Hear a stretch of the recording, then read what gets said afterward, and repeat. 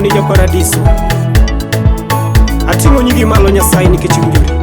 Yuno amina inengai makwango ye akaya moge. Kendo ine ler mamenyo yora kamudoli. Baba ine luanda magengo yaga masiche. Ukayudo moro mapimi kodo piny ngima. Jala mukede na pinya neno osekurumo. Kwa imedaye kila poti edere ndara. Jala mukede na pinya neno osekurumo. Kwa imedaye kila poti edere ndara. Baba sama welo leo ibedi wendo edere oda. Siepo ringo kondo ibedo sepa jadugo gino. Pamudoro chilo iwinje dwanda nyakwaro bedi. Bedi nangana maumo duga kaduko donjo. Jala mukede na pinya neno osekurumo. Kwa imedaye kila poti edere ndara. Jala mukede na pinya neno osekurumo.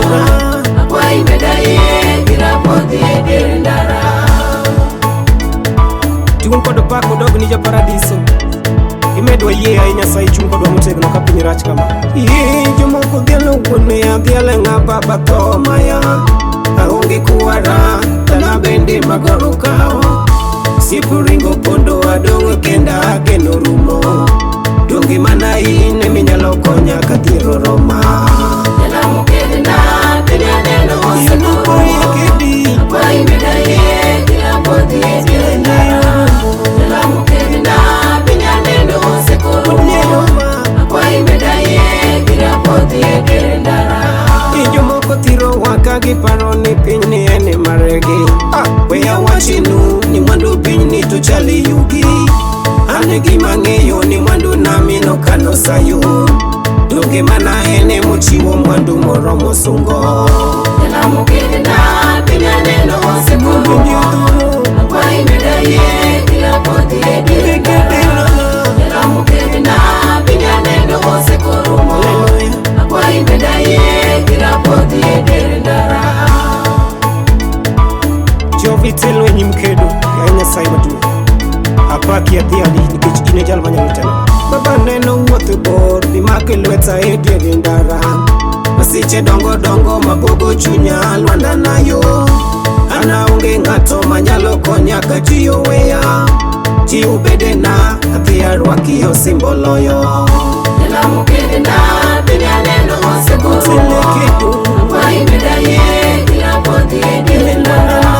Jala mukede na pinya neno osekurumo. Kwa imedaye kila poti edere ndara.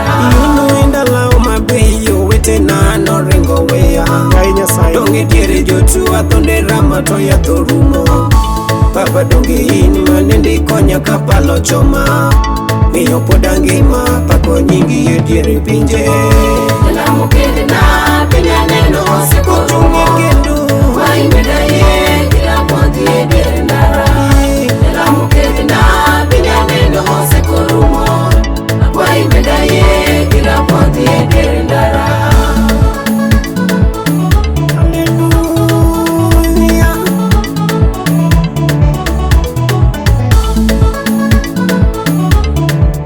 Iwinjori ga paka ya Nyasaye mang'ongo. Yuno dionge Yesu Jehova Lwanda wa. Dionge sana Lwanda dionge Yesu maparo miere wasikwa donge. Ya Nyasaye. Yuno dionge Yesu maparo kie. Dionge sana Lwanda dionge Yesu maparo miere wasikwa donge dotieko. Yuno dionge mina maparo miere. Dionge sana Lwanda dionge Yesu maparo miere wasikwa donge dotieko. Yawa dionge Yesu dewani kanye. Dionge sana Lwanda dionge Yesu maparo miere wasikwa donge dotieko. Yuno alunga mina jadolo werewa. Dionge sana Lwanda dionge Yesu maparo miere wasikwa donge dotieko mate.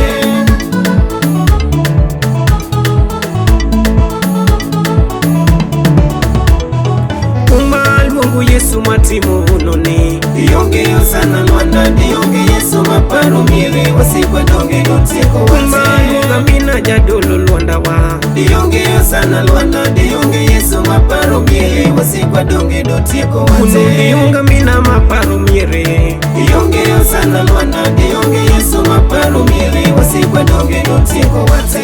Chungi kido Jehova Lwanda wa. Iongeyo sana Lwanda, dionge Yesu maparo miere, wasikwa donge notieko wate. Dionge Yesu manendo thoe bau. Iongeyo sana Lwanda, dionge Yesu maparo miere, wasikwa donge notieko wate. Dionge Yesu Jehova Lwanda wa. Iongeyo sana Lwanda, dionge Yesu maparo miere, wasikwa donge notieko wate.